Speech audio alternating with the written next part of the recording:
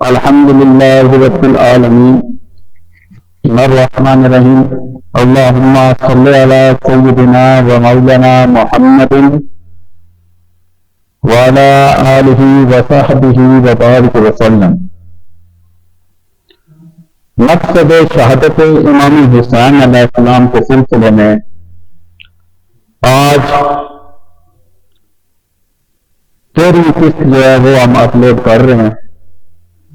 اس سے پہلے 12 قسطیں جو ہیں وہ ان کے لنک جو ہیں وہ نیچے ڈسکرپشن میں دیے گئے ہیں۔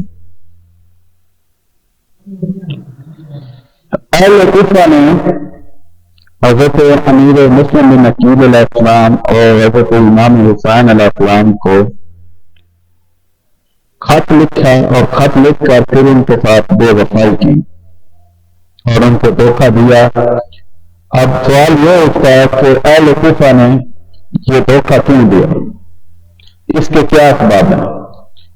تو ناظرین، اس کے 2 اور 3 جو ہے وہ اہم بنیادی جو ہے وہ عوامل ہیں جو جس کے بارے میں جس کے تناظر مد نظر رکھتے ہوئے ہمیں آج اپنی زندگی کے بارے میں بھی فیصلہ کرنا چاہیے اور ہمیں اس سے عبرت رکھنی چاہیے اور اس سے سیکھنا بھی چاہیے۔ نمبر 1، اہل کوفہ کے اندر ایک تو مال اور دولت اور عہدے کا بہت زیادہ لالچ تھا، اور مال و دولت کے لالچ کے اب وہ اس بات کو بھی بھول چکے تھے کہ انہوں نے اپنے دین کو بیچ دیا اور نسبت رسول اور مولا امام حسین علیہ السلام کے مقام و مرتبہ کو بھی انہوں نے مد نظر نہیں رکھا۔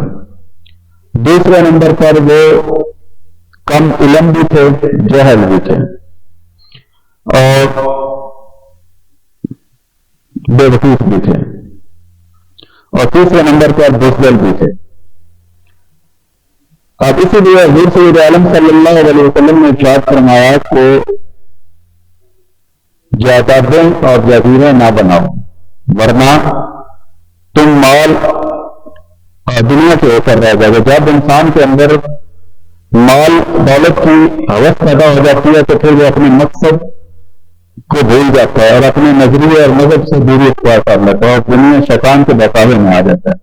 ٹھیک اسی طرح جو اہل کوفہ تھے وہ مال و دولت کے اور لالچ میں پڑ چکے تھے اور شیطان کے مرغے میں آ چکے تھے، اور اسی وجہ سے انہوں نے امام حسین علیہ السلام سے دھوکہ کیا صرف چند ٹکوں کی خاطر، چند پیسوں کی خاطر۔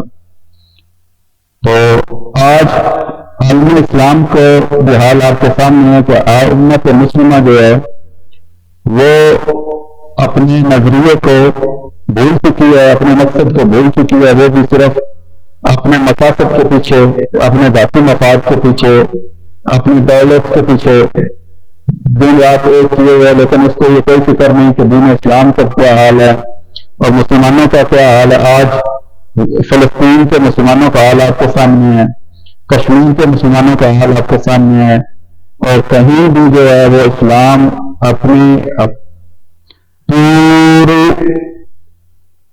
طرح نافذ نہیں ہے۔ سعودی نظام جاری ہے، چوری، بدزیانتی، کرپشن ہر جگہ پہ پھیلی ہوئی ہے۔ تو امام صحابہ کربلا اور امام حسین علیہ السلام ہمارے لیے ایک ایسا مینارہ نور ہے جس سے ہم روشنی لے کر اپنی زندگیوں کو حضور سید عالم صلی اللہ علیہ وسلم کی سیرت پاک اور اللہ کی رضا کے لیے وقف کر سکتے ہیں اور گزار سکتے ہیں۔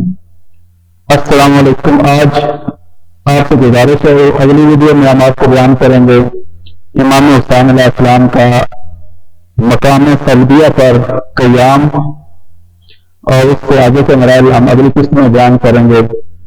آپ لوگوں سے گزارش ہے کہ میرے YouTube channel the universe of knowledge and wisdom کو سبسکرائب کریں اور بیل آئیکن کو پریس کریں۔ اگر آپ مجھ کو فیس بک پر دیکھ رہے ہیں تو میرا فیس بک پیج کاروان کربلا اور صدائے انقلاب کو فالو کریں۔ لائک کریں، شیئر کریں اور اس ویڈیو کو آگے فارورڈ کریں۔ السلام علیکم۔